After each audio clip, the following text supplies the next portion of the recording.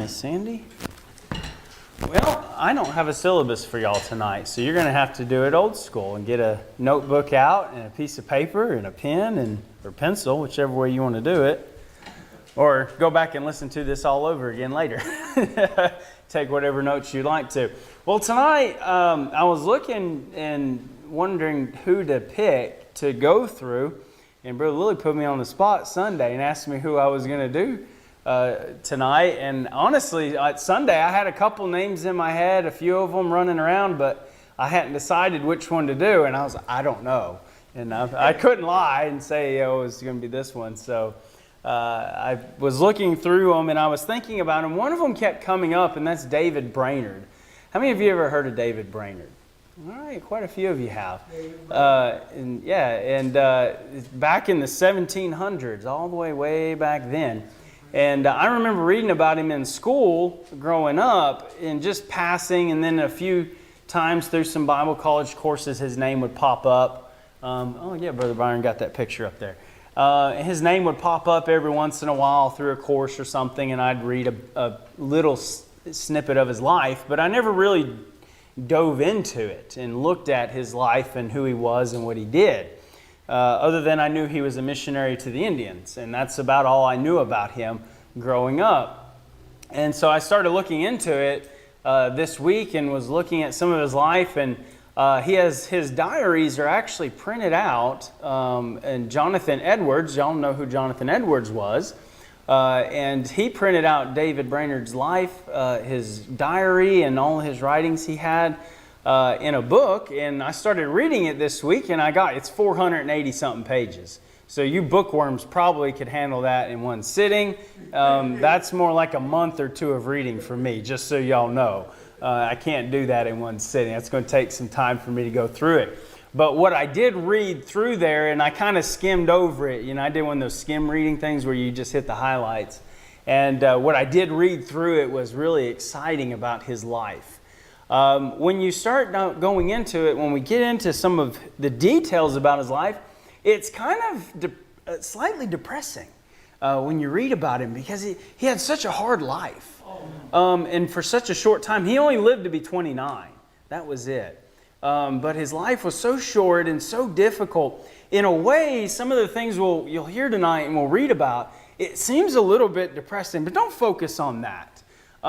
Look at that as being what he accomplished in spite of those hardships that he had to face in his life. When I was reading through, that's where my mind went. I was like, wow, he went through so much, but yet he still served the Lord. He still focused and did what he needed to do. So we'll go into it, and we'll read. I'm going to read through some portions of a book. I didn't write all of this. I'm going to put that disclaimer out there, okay? I don't want to plagiarize and say I wrote this. But I'm going to read some out of a book here that I found that really summarized his life in a great way, and share some details about his life. It says David Brainerd was born April 20th, 1718 in Hamden, Connecticut. That year, John Wesley and Jonathan Edwards turned 14 years old. Benjamin Franklin turned 12, and George Whitefield turned 3 years old. So some of those people that you recognize those names. The Great Awakening was just over the horizon, and Brainerd would live through both waves of it in the mid-30s and 40s of 1700. Then die of tuberculosis in Jonathan Edwards' home at the age of 29 on October 9th, 1747. What a short life he lived. He had an interesting family. His father, Hezekiah, was a Connecticut legislator and died when David was 9 years old. Just 9 years old.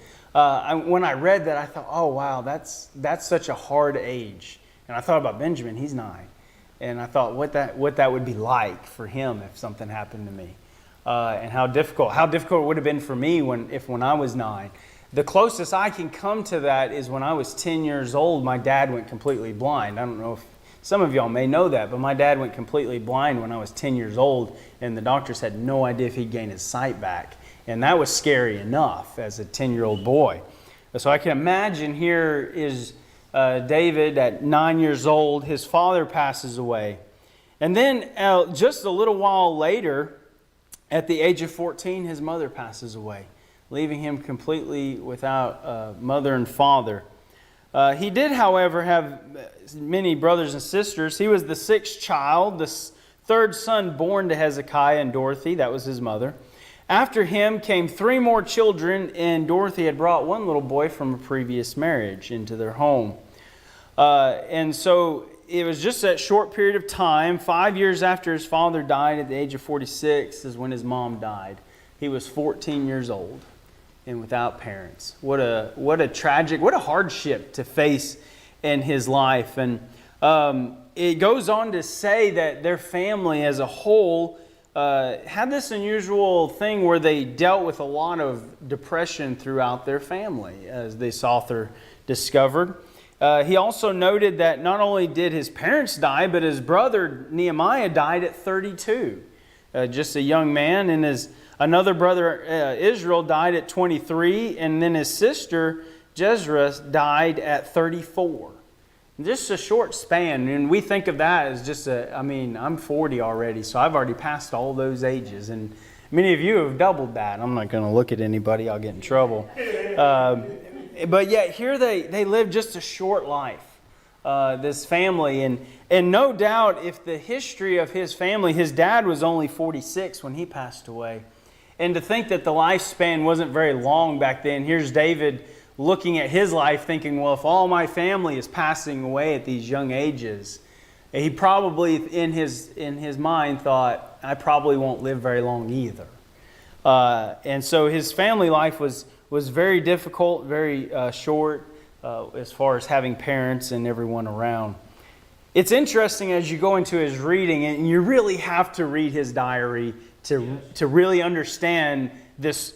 The author titled this section in The Quarrel with God in His Soul. The quarrel with God in his soul. David Brainerd's quarrel with God about his soul.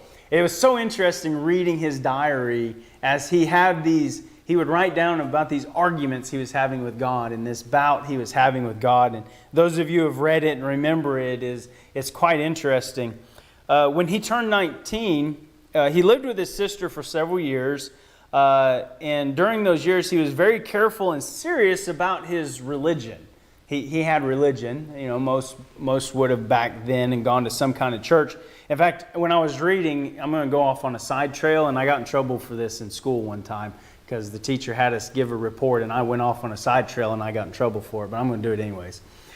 But I was reading about his life, and one of his uncles pastored a church, and I can't remember where it was, but it was up in New England area. And he was pastoring a church, but then most of the people in that area left that church because they wanted to be Puritans. And so they left the church, and then the remaining people that he tried to witness to and talk to just didn't have anything to do with religion and didn't want anything to do with God. And his uncle ended up leaving the area because nobody would come to church anymore. I thought that was so interesting. You know, we hear about that today, but we don't think about that happening in 1700 or late 1600s. But it was an interesting note, and we'll leave that side trail alone from there. But he went on to live with his sister, and when he turned 19, he inherited a farm and thought he would try his hand at farming, but decided that wasn't for him. And he longed to have what they quote-unquote a liberal education, to go to college somewhere. He tried and was able to get into Yale, but he was expelled from there. And we'll look at what happened concerning that. That's an interesting story. When I read that, I was like, I have to know how he got expelled from Yale University. And so we'll look at that here in a little bit. But this would quickly destroy any dreams of being a pastor.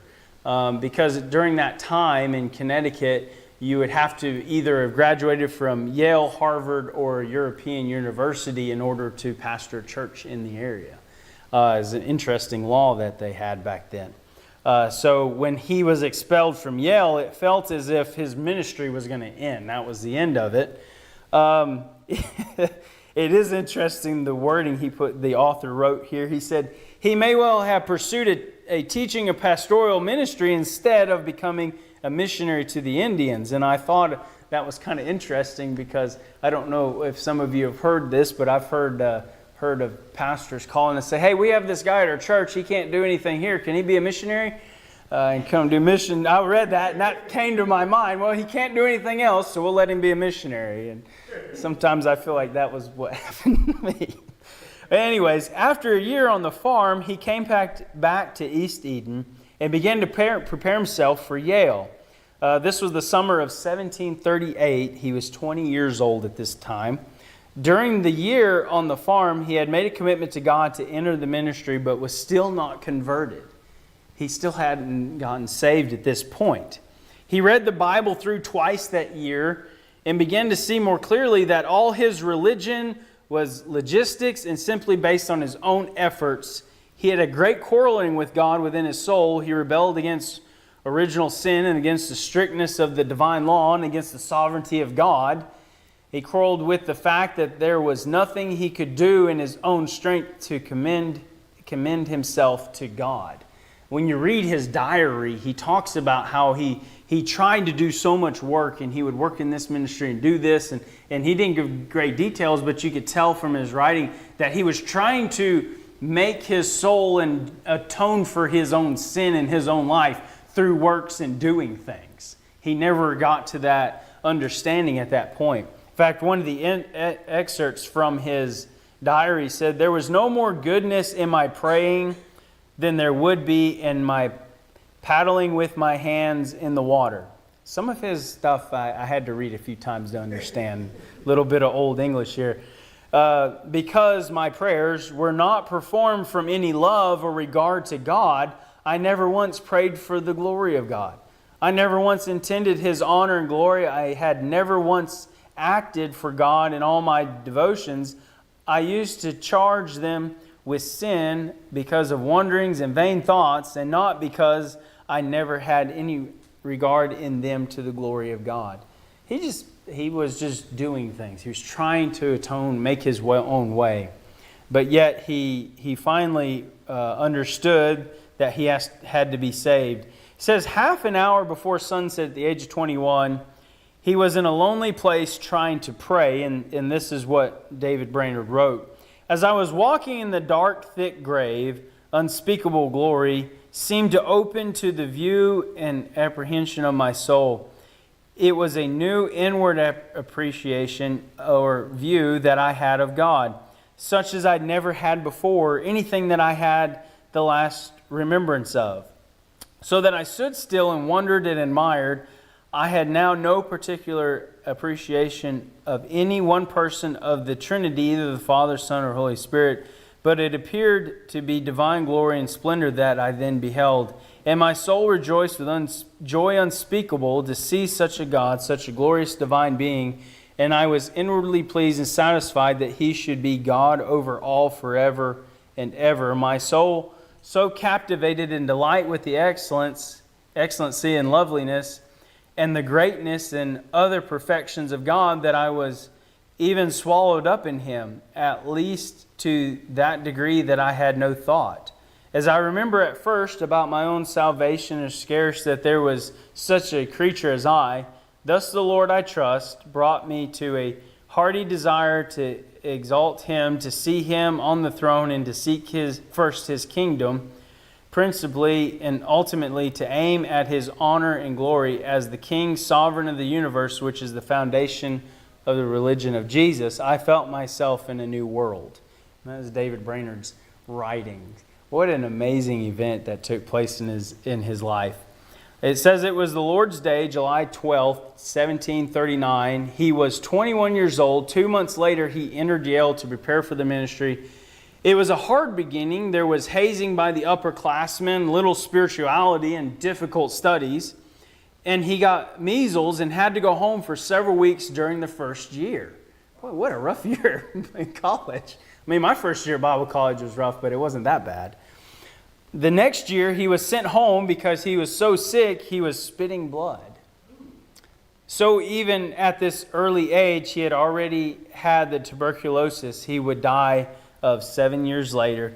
The amazing thing may not be that he died so early and accomplished so little, but that being as sick as he was, he lived as long as he did and accomplished so much. I thought when I read that statement about David's life, here he is, he's at 21 years old, and he's already showing the signs of this sickness and tuberculosis and spitting out blood and all the ailments that he had. But instead of just giving up and saying, well, I can't do anything, I'm too sick, I'm too weak, I'm too this, I'm too that, he just kept pushing on. He said, I'm just going to keep on going. What an amazing thought as we go through. That's why I mentioned, we don't want to focus too much on the sickness and the hardship and the things he went through, but look at what he did in spite of those things. They go on to mention the spiritual awakening that happened at Yale, and I think it's an important part of David's life story here. It says when he came back to Yale in November of 1740, the spiritual climate was radically changed. George Whitefield had been there, and now many students were very serious about their faith, which suited Brainerd well. In fact, tensions were emerging between the awakened students and the less excited faculty and staff. I thought that was very interesting. Here they are at Yale, supposed to be an exciting place, learning the Bible and ministry, and yet the faculty and staff were not very excited, spiritually speaking, as the students were. In fact, the staff were not very happy about the excitement that the students were having. And I thought, wow, that's such a contradiction. It gets a little bit more interesting. It goes on to say in 1741, Pastor Evangelist Gilbert Tennant, Ebenezer Pambert, and James Davenport fanned the flames of discontent among the students with their fiery preaching. Jonathan Edwards was invited, this is really interesting, Jonathan Edwards was invited to preach the commencement address in 1741 in the hopes that he would pour a little water on the fire and stand up for the faculty against the enthusiasm of the students. They brought in a man, Jonathan Edwards, to preach to calm everybody down instead of getting them more fired up. I thought, wow, I wouldn't have done that. That's just me, but that was interesting. It goes on to say some of the faculty had even been criticized as being unconverted. So some of the students were saying, some of the faculty, they're not even saved. They've never trusted Jesus. It says Edwards preached a sermon called The Distinguishing Marks of a Work of the Spirit of God, and totally disappointed the faculty and staff. He argued that the work going on in the awakening of those days, and specifically among the students, was a real spiritual work in spite of the excuses. So he was going on and really fanned the flames instead of pouring water on it. I think he poured gasoline on there instead of water. It gets more interesting. The very morning the following statement had been voted by the college trustees, the next morning after Jonathan Edwards' message. This is what they put into the rule book.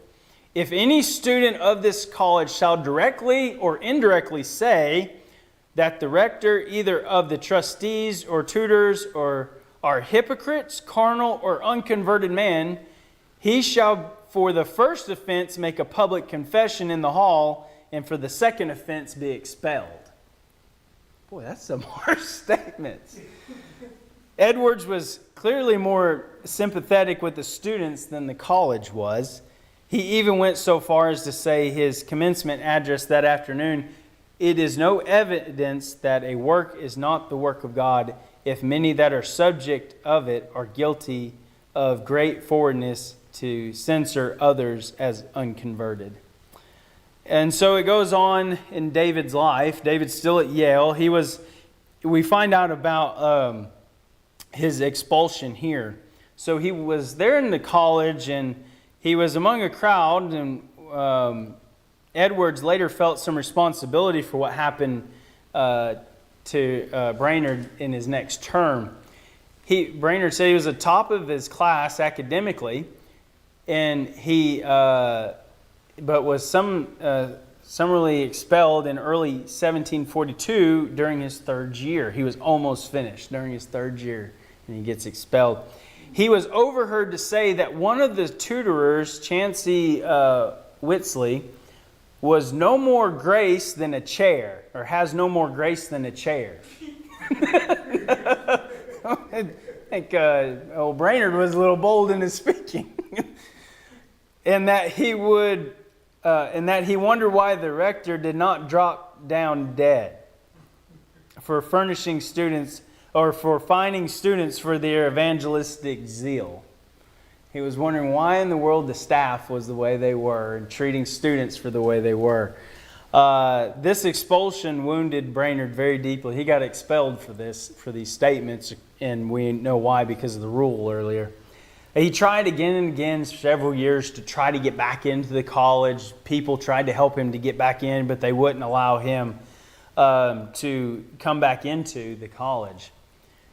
So we see where his desire, his pathway into becoming a pastor, a minister, was cut off. Because as we discovered earlier, and as I mentioned earlier, that in Connecticut, you had to graduate from Harvard, Yale, or a European university to be able to pastor a church or move in the ministry in any way in that aspect. Even though this happened, and it looks as if he can't follow what God wanted him to do. It seems that way and appears that way. The author writes here, and I think he had some good insight in this: God is at work for the glory of His name and the good of His church, even when the good intentions of His servants fail. Even when that failing is owning to sin or carelessness. One careless word spoken in haste in Brainerd's life seemed to fall apart before his eyes. He made those statements, and then all of a sudden it felt like his life was over. I'm not going to be able to do anything anymore. But God knew better, and Brainerd came to accept it. In fact, this guy says, I'm tempted to speculate whether the modern missionary movement that was so repeatedly inspired by Brainerd's missionary life would have happened if David had not been expelled from Yale and cut off from his hopes to serve God in the pastorate. There's a lot of missionaries over the years who have given testimony to reading about David Brainerd's life and ministry and work, and have gotten into missions work and has helped them in their struggles in their life.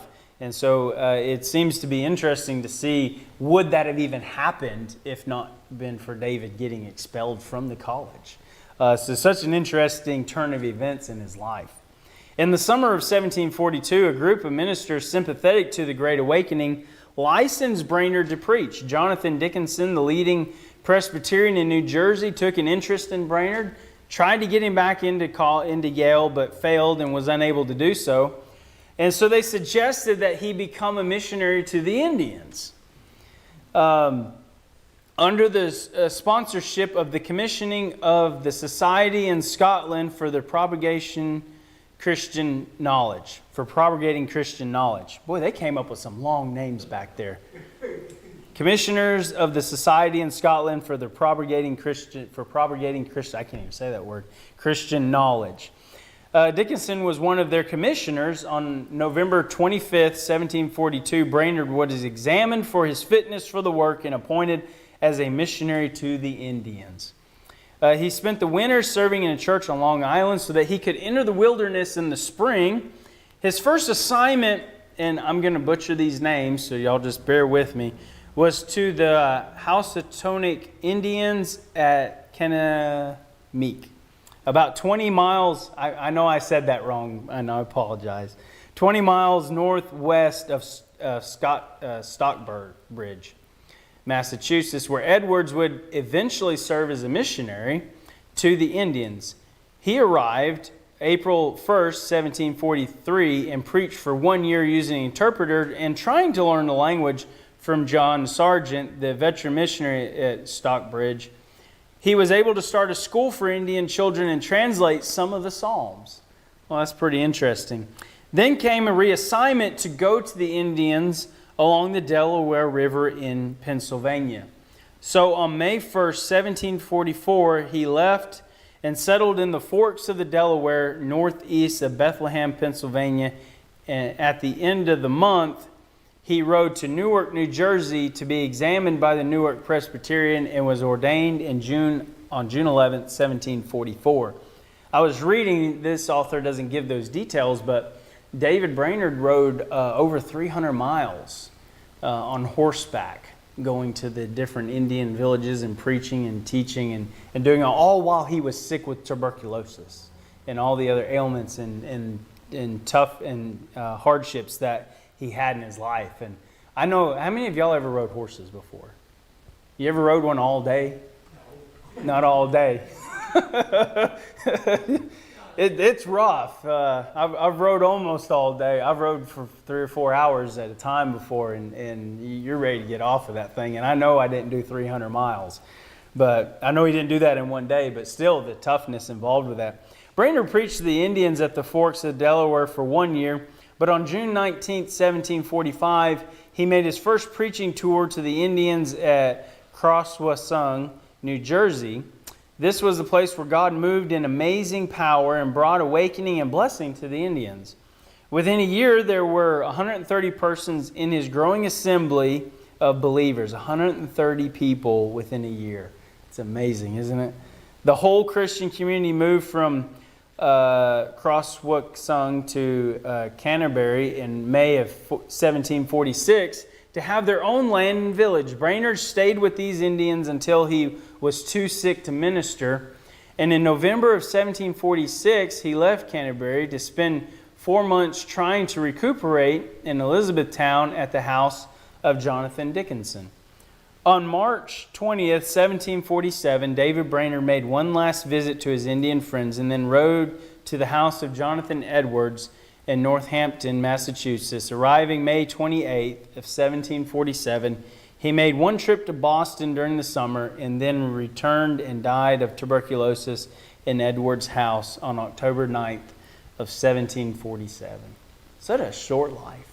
Boy, you read through that and you think, boy, God was using him and he was reaching these Indians for Christ, and yet God did not spare his life and took him away at such a young age of 29.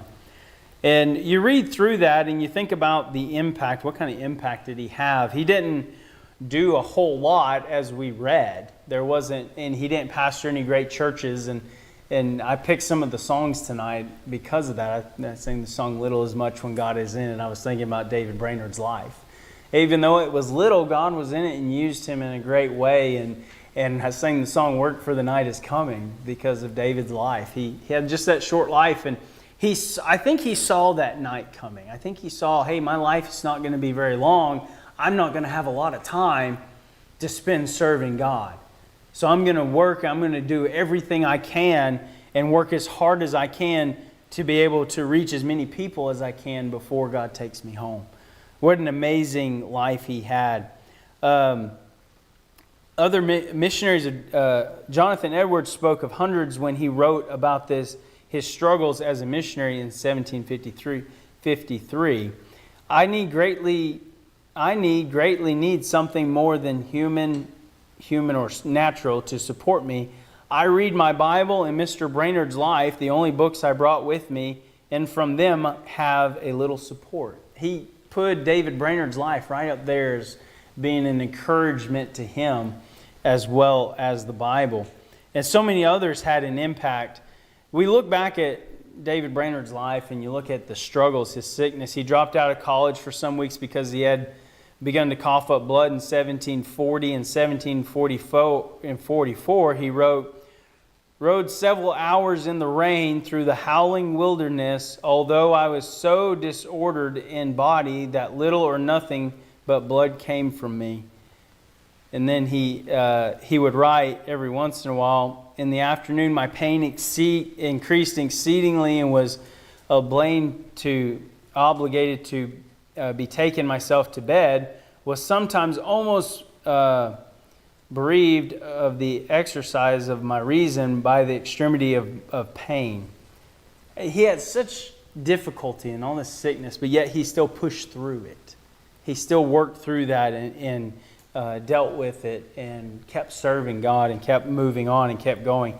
He dealt with some depression, and the author writes about that, and you can read that through his diary that Edwards had published for us. In January of 1743, scarce ever felt myself so unfit to exist as now. I saw I was not worthy of a place among the Indians where I'm going. None knows but those that feel it. What the soul endures that is sensible shut out from the presence of God, lest 'tis more bitter than death. He hit so many depression, and it hit him so hard sometimes that he struggled to make his way through it. Once again, I don't want to dwell on that. I just want to notice that he had to deal with these things and go through them. And on top of that, he even struggled with loneliness. He was never married and had very few friends around. As you go down and look through it, he wrote this once again. He said, most of the talk I hear is either Highland, Scottish, or Indian. And I can relate to what he was saying there, because if you've ever been to another country and all you hear is another language and you don't hear English very often, or you hear a different kind of English, it's a comfort to hear an English you understand better.